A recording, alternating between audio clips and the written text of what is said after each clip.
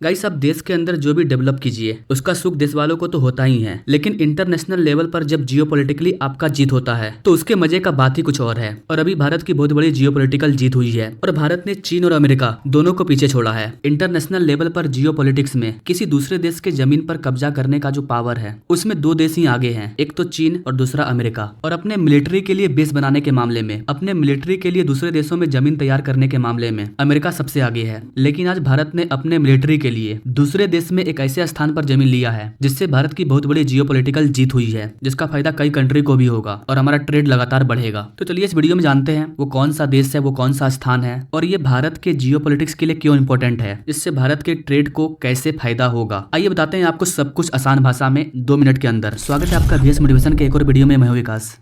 Guys जैसा कि आप सभी जानते हैं, एशियन कंट्री, वेस्टर्न कंट्री और अमेरिकन कंट्री के बीच में जो ट्रेड होता है उसका जो रूट है वो रेड सी से होकर के गुजरता है। हिंद महासागर, अरब सागर, रेड सी, ये इंपॉर्टेंट रूट है इस ट्रेड के लिए। और जैसा कि आप सभी जानते हैं, ओमान वाले साइड पर यमन के यूथियों द्वारा बहुत ज्यादा उद्यम मचाया जा रहा है, जिससे इंटरनेशनल लेवल पर ट्रेडिंग में दिक्कत हो रही है। आप मैप के थ्रू से समझिए, ये आप देख रहे हैं ना ओमान, इसका जो लोकेशन है ना ये गजब का है। ओमान में एक लोकेशन है डोकम, DUQM। इसकी लोकेशन और भी ज्यादा खास है। अगर आपको हिंद महासागर में या पूरे भारत पर नजर रखनी है तो ये डोकम, ये लोकेशन बहुत ही इंपॉर्टेंट है। यमन के हूती हमारे जो ट्रेड के साथ खिलवाड़ कर रहे हैं, हमारे शिप के साथ छेड़खानी कर रहे हैं, उस पर भी नजर रखा जा सकता है इस जगह से। यहाँ पर अगर हमारी मिलिट्री होगी तो भारत में कौन इंटर कर रहा है, ईरान, पाकिस्तान, रेड सी, यमन, इन सब पर हम नजर रख सकते हैं। और अमेरिका, चीन समेत कई ऐसे देश हैं जो इस लोकेशन पर अपना बेस बनाना चाहते थे, अपना मिलिट्री बेस बनाना चाहते थे। लेकिन ओमान ने यह शुभ अवसर भारत को दिया है और यहाँ पर भारत की एक बहुत बड़ी जियोपॉलिटिकली जीत हुई है। भारत को ही क्यों दिया है, इसका एक बहुत ही ऐतिहासिक रीजन है, वो भी मैं आपको बताऊंगा। तो गाइस ये जो लोकेशन है डोकम पोर्ट, ये कितना इंपॉर्टेंट है आई थिंक आप समझ पा रहे होंगे। ओमान के इस डोकम पोर्ट पर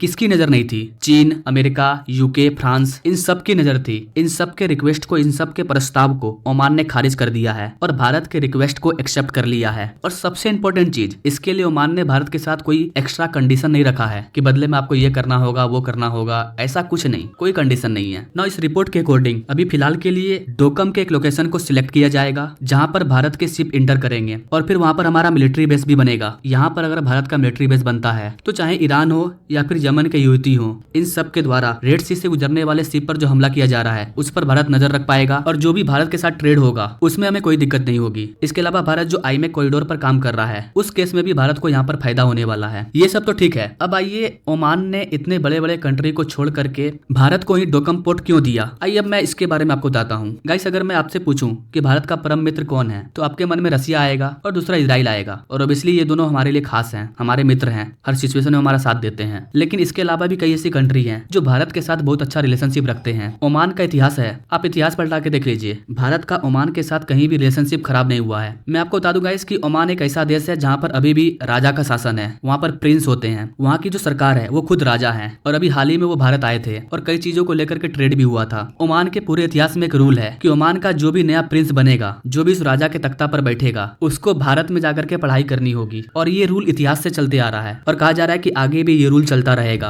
जो आने वाले प्रिंस है वो तभी प्रिंस बनेंगे जब वो भारत में जाकर के पढ़ाई करेंगे, ऐसा कहा जाता है। तो इस बात से आप अंदाजा लगा सकते हैं कि ओमान भारत का कितना क्लोज है। चूंकि ओमान उतना विकसित कंट्री नहीं है, उतना बड़ा कंट्री नहीं है, इसलिए वो खुल करके भारत के साथ नहीं आता है। लेकिन जिस तरह से भारत इंटरनेशनल लेवल पर ग्रो कर रहा है उसे देखकर अब ओमान भी भारत के साथ आ रहा है। तो यही कारण है कि ओमान ने अमेरिका, चीन, यूके, फ्रांस, इन सारे कंट्री को डोकम पोर्ट ना दे करके भारत को दिया है। तो पूरे भारतवासियों की ओर से ओमान की जो प्रिंस फैमिली है उनको हम थैंक यू बोलते हैं, क्योंकि गाइस ये भारत के लिए बहुत बड़ी जीत है। चीन, पाकिस्तान, अमेरिका, फ्रांस, यूके सबकी फटी पड़ी होगी कि ये कैसे हो गया। भाई होगा कैसे नहीं, सत्ता में अभी मोदी सरकार है और इंटरनेशनल लेवल पर मोदी जी का क्या जलवा है वो आज पूरी दुनिया देख रही है। एंड आई थिंक कि अब आगे आने वाले समय में भारत ओमान की जरूरत को भी पूरा करेगा, क्योंकि भारत का जो साथ नहीं देता है हम उनकी भी मदद करते हैं। तो जरा सोचिए, जो हमारी साथ दे रहा है उसका हम कितना साथ देंगे। वैसे गाइस आप क्या कहना चाहेंगे भारत की इस जियोपॉलिटिकली जीत के बारे में? आपको क्या लगता है, ओमान हमारे लिए बेस्ट है? क्या आप ओमान को थैंक यू कहना चाहेंगे इस चीज के लिए? आप अपने राय कमेंट बॉक्स में जोड़ दीजिए और ऐसे ही मजेदार इंटरेस्टिंग जियोपॉलिटिक्स के बारे में जानने के लिए हमारे चैनल से जरूर जुड़िए। Now thank you for watching. मिलते हैं अगले वीडियो में एक नई जानकारी के साथ, तब तक के लिए जय हिंद।